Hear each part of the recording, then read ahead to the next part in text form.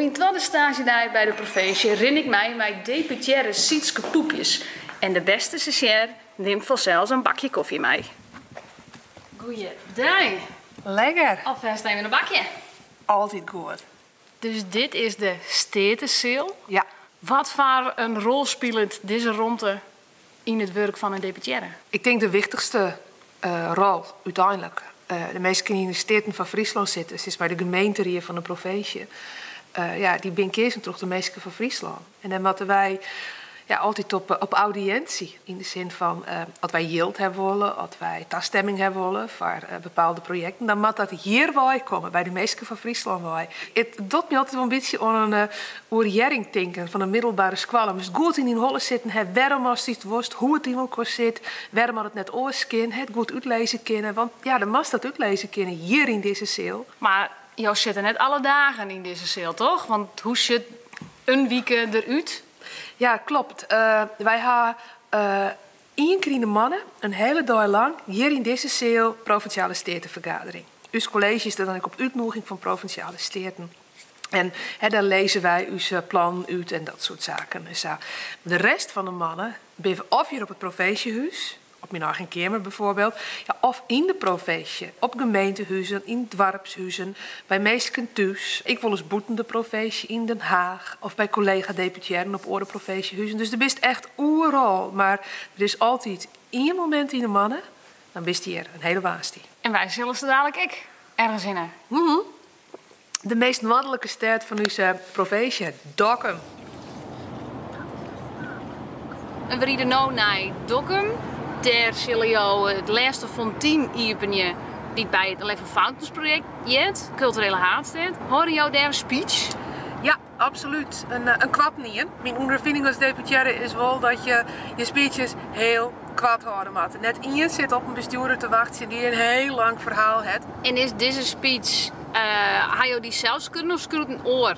Die van jou? Die doe ik vaak uit te hollen. Maar dat kist alleen maar goed dwan als het de goede stekwoorden heeft. En heel vaak worden wel wat stekwoorden voor mij toch een meewerker van de provincie op een richtje zetten. Zodat het net foutjes daarin maken. Als deputaire heb je een soort verantwoordelijkheid. Dat kun je net al jaar alleen doen. Hoeveel mensen werk je er nou eens al jaar mee, zodat jou al je werk doen kunnen? Heel volle. Er zijn 2 verste mensen die altijd met mij werken. Die secretaresse en mijn bestuursassistent. Dat is de man die dus maar die speeches onder het werk is. En mijn secretaresse die echt heel goed de agenda beheert. En zelfs de meesten van de verschillende projecten. Dus van de cultuurprojecten, de diekprojecten. En wat verdient het zo'n deputaire wezen? Een hele bult hield.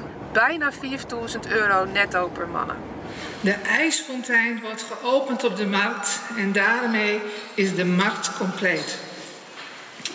Pas nu kunnen wij zeggen, we binnen clear, het werk zit erop. Beste meisken, justerjoen zeg ik naar Game of Thrones. En ik moest een beetje geniezen, want ik dacht, ja, morgen ga ik naar misschien wel het Winterfell van Friesland. Het is een heel groot kunstwerk op alle verschillende plekken in deze provincie. Hoe zocht dat er ik alweer uit? 1 groot applaus voor elke die hier heel goed onwerk heeft. Dit is dan een officieel moment, die ga je al vaker. Maar het is denk ik echt waar het publiek jou van kent. Die officiële momenten, een lintje knipmoment, oneerbiedig zijn. Is dat net slim dat mensen jou alleen nog daar misschien van kennen? Nee, absoluut niet. Waar ik nou steen, daar hebben we de gemeente en mijn orenmeester heel hard om werken. Dit is het provinciewerk. Dus als je mij sjuggen, dan weet je ik, dit is wat de provincie Friesland doet. Dus ik vind die wezen een groot compliment dat ze zegt, oh, dan hebben die vrouw die dieken ierpunt of die nou bij die fontein staat. Want dat liet zien dat wij net een provincie hebben, zoals bijvoorbeeld van die Ronestad-provincies, waar gewoon een papierfabriek ergens staat. En that's it. Wij maken dingen. Wat zou Friesland wijzen zonder deputaire? Ik denk dat we dan minder gauw dieken hier, zulke kunstwerken hier als dit, culturele vaststellingen hier. Dat het oké wie in Friesland, maar het kan krek even iets beter. En dat is het stukje slagroom op het taart.